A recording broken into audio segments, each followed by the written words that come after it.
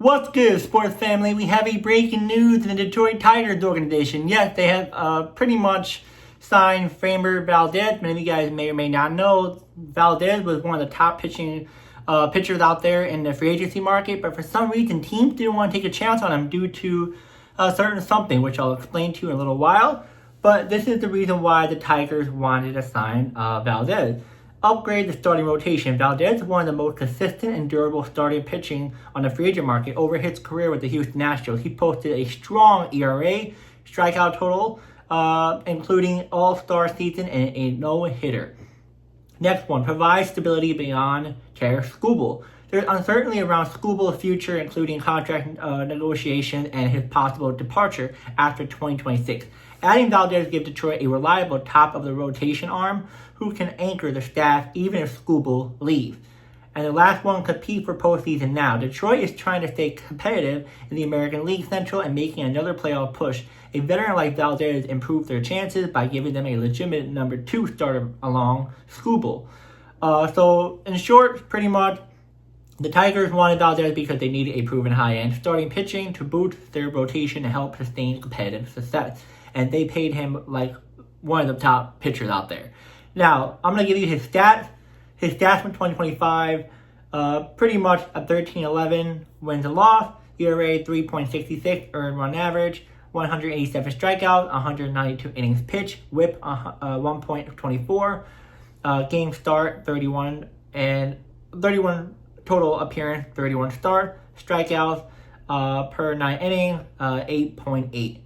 So pretty much, I'm saying pretty much too much. So Detroit is pretty much thinking, again, Detroit's like trying to see if they'll keep Skubal. So just in case they get rid of him, they have another top of the arm, top of the pitching, order.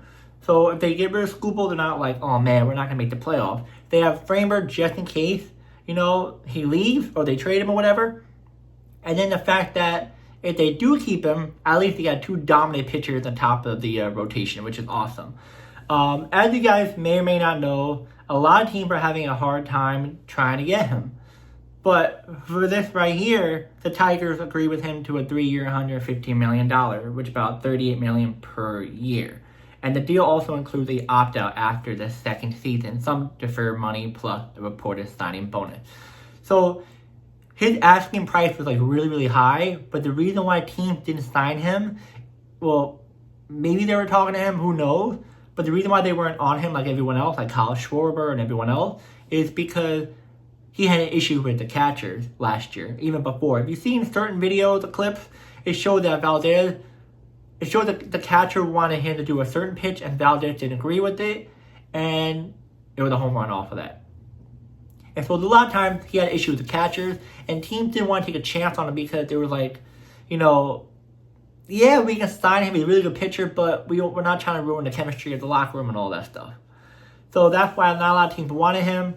Luckily, he got signed to Detroit, 3 years, 115, which is much lower than he was asking. He was asking much higher. I think he was asking about like 30 range. Well, maybe even more than that, my bad. I think like more than that, more than 115 mil. But that's what you need to get when, over time, after time, you just wait. Teams are going to, offer you less money because, it could be that situation, it could be something else. So it really doesn't play a whole effect on how he signed with a team because, stuff happens in the MLB.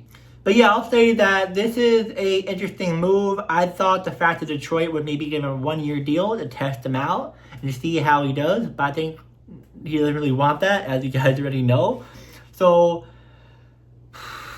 we just have to see. I mean, I'm a little worried about him and the catcher. I hope they get along because, like I told you, he had issues with catchers before in Houston. Maybe it might be different. Maybe he just needs new scenery. Maybe the catcher knows him much better here. Who really knows? But if they keep Skubal and they have him, Detroit definitely a playoff team for sure. They already have good bats in the lineup, good bullpen. They're definitely going to be a really good team now, adding, Framber. Now, if everything goes downhill, I'm not really sure how that's going to work out.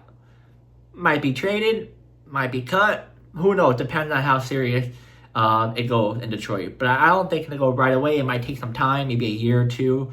And maybe we'll see something. Maybe something will happen with Valdez not agreeing with the catcher. But I'm not going to judge him on that. Sometimes the catcher is sometimes the problem. So for now, I think a new home is good for him. I think that he needs a new scenery. I think he'll just, look back and see what he made mistakes in Houston. And I think he'll learn the fact that, hey, he made a mistake in Houston. He's getting less money because of what happened. And I think he'll grow up from there. Yeah.